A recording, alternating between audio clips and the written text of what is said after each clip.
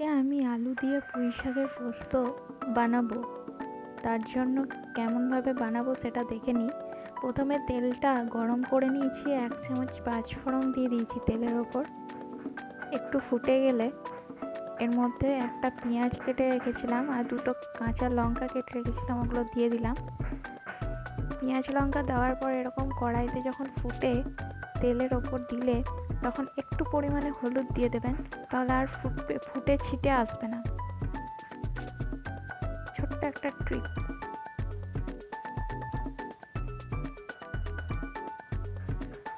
শাক আর আলুটা কড়াইতে দিয়ে দিলাম।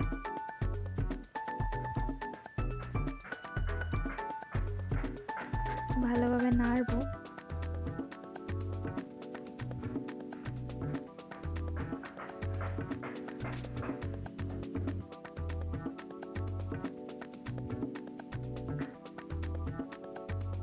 যাতে শাকটা তেলের সাথে মিশে কষানো হয়ে যায়।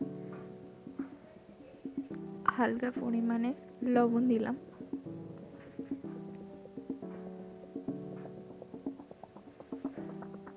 লবণটা ভালোভাবে মিশিয়ে নেব নেড়ে। এরপর 10 মিনিট মতো ঢাকা দিয়ে রাখবো। 10 মিনিট পর খুলে দেখি শাক থেকে অল্প পরিমাণ জল বেরিয়ে এসছে। আমি এক্সট্রা কোনো জল দিইনি।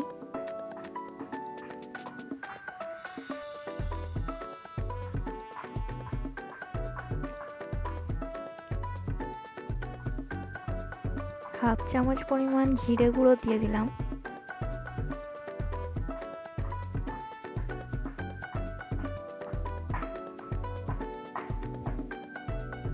হাফ চামচ লঙ্কা গুঁড়ো দিয়ে দিলাম। শাকটা একটু নেড়ে মশলাটার উপর চাপা দিয়ে দেব।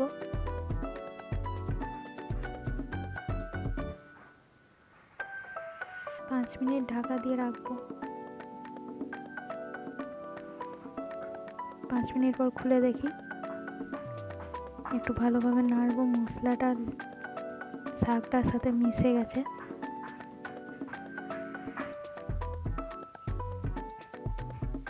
ভালোভাবে একটু জল দিয়ে দেবো আর শাকগুলো আলুগুলো সিদ্ধ হওয়ার জন্য।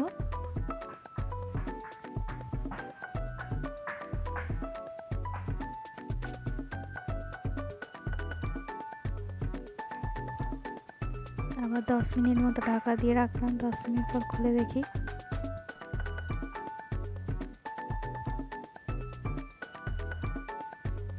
নেড়ে আলুগুলো সিদ্ধ হয়েছে। হ্যাঁ, হয়ে গেছে।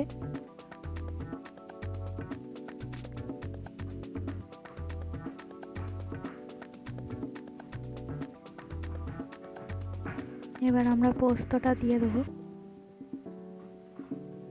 পোস্ত বাটাটা দিয়ে দিলাম। খুব ইজি, সহজে, খুব তাড়াতাড়ি রান্নাটা হয়ে যায়।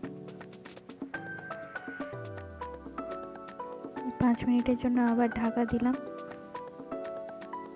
5 মিনিট পরে ফিরে এলাম। একটু ভালো করে নেড়ে ছেড়ে নেব। আরও একটু জলটা মরবে।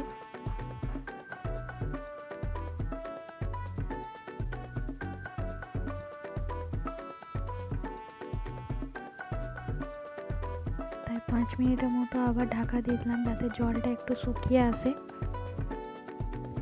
5 মিনিট পর খুলে দেখি, অনেকটা জলটা টেনে নিয়েছে।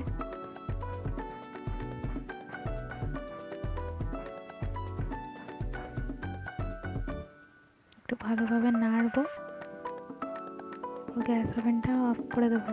এরকম করে বানিয়ে দেখবেন, খুব ভালো লাগে গরম ভাতের সাথে খেতে।